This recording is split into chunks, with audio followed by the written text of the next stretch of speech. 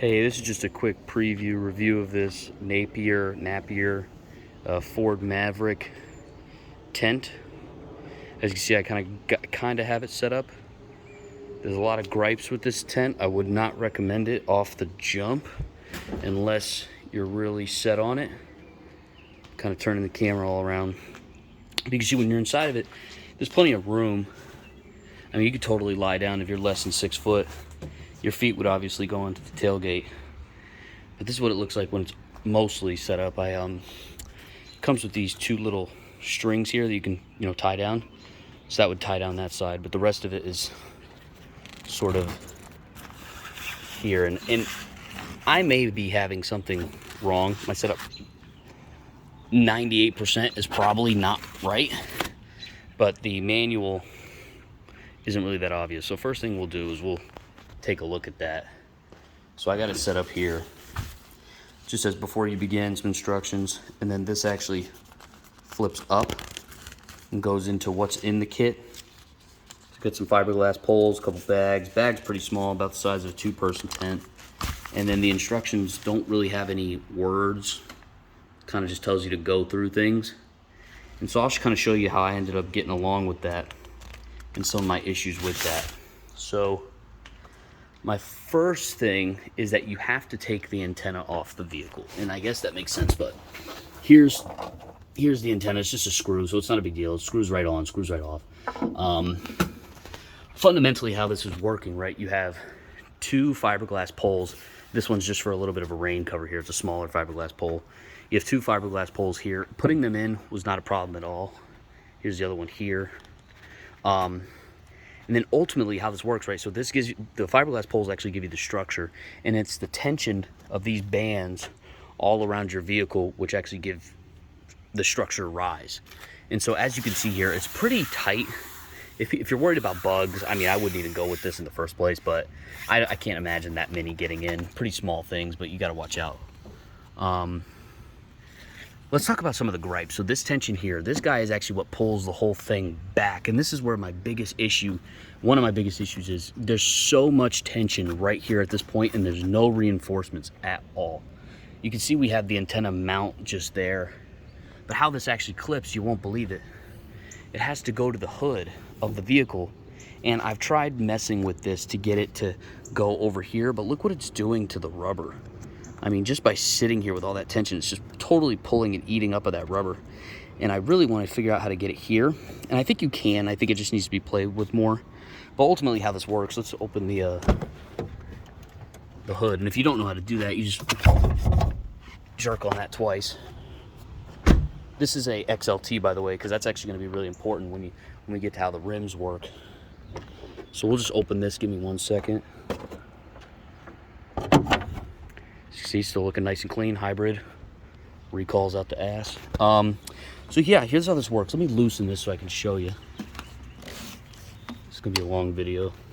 It's all right. Get some leeway on this. So this clip, there's a round hook here, and this would actually be pretty nice for the wheels, but it's not. It's for this guy here. And like I said, you can see how it's kind of already eating on that. And I've only had this set up for like 20 minutes. I mean, I can only imagine if I had this set up all night, this rubber would be completely torn away. And that's the last thing we want. So ultimately this requires tension on the forward side of the vehicle to pull the whole assembly forward. So it's actually pretty crucial. And I guess if we're trying to look under the hood for somewhere else, we could actually hook under here, this little guy. You could hook probably under any one of these, maybe this guy too, and this to give you kind of an idea of where I'm at. So we could probably hook somewhere under here, as long as we don't turn the vehicle on or anything like that. Probably hook under there. There's nowhere else really on this bottom side that we could hook into, because again, we need that tension going towards or pulling away from the tent.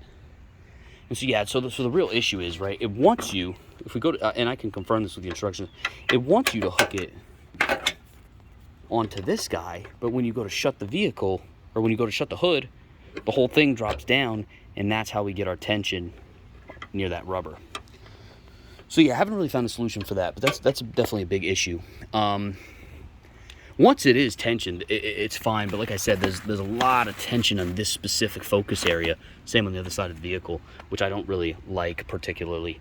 Let's talk about the rest of the tensioners, because that's really where the heart of the whole problem with this assembly is. So the rest of the assembly involves these little plastic hooks.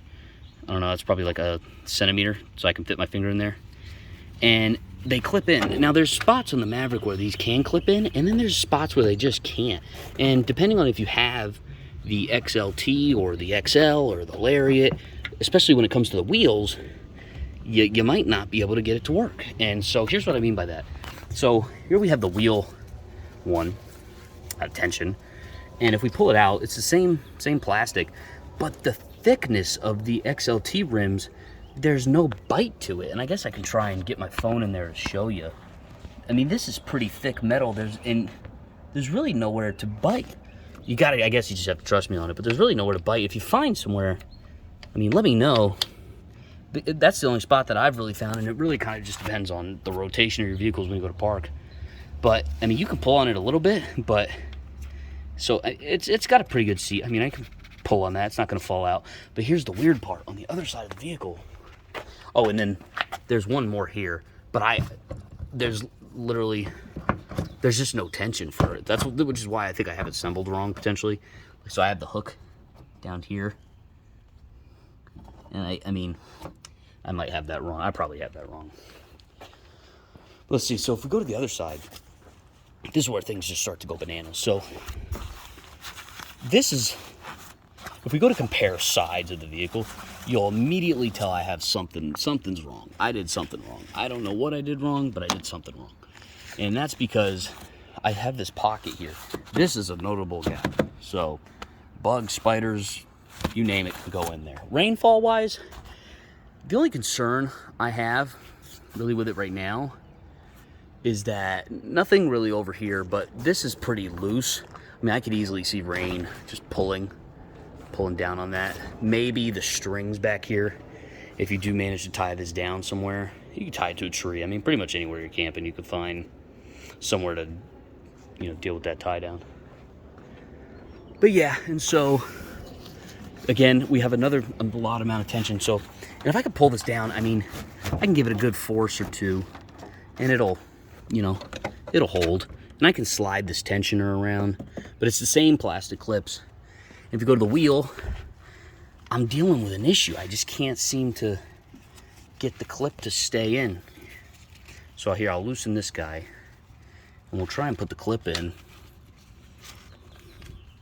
And there's really just no way with the XLT rims that this is a sufficient bite for it not to pop out on you. I mean, watch this.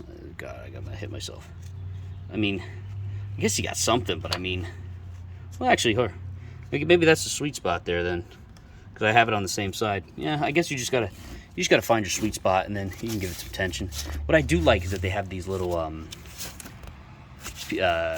polyester kind of sheaths around the clip, so it's not scratching the car, especially up here when you get to the paint. So I do like that. And again, I mean, we have this last one, and I just don't know what these are doing, which is partially why, again, I might have it set up wrong, but the instructions certainly don't make it obvious on how to correct anything.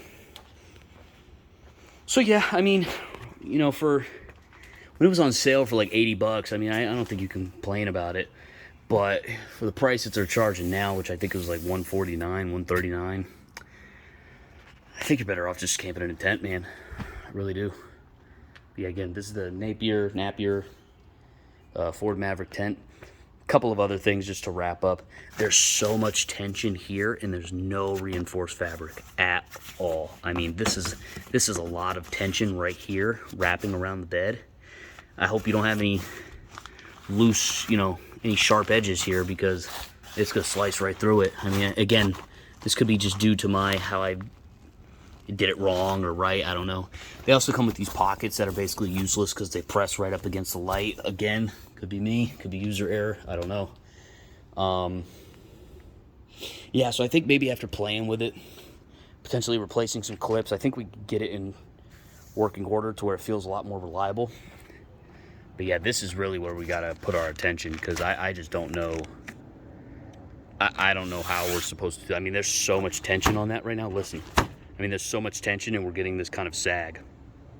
The only thing that I could think addressed is if we have these tie downs, because I am on a slight incline, is if we have these tie downs and we pull the whole thing out. And we would need to pull it out quite significantly to even start to address that sag over there. So yeah, keep playing with it, figure it out. And I can make an update video if anything does come of it, but that's just a quick preview review. I haven't seen any videos on this really. So yeah, thanks.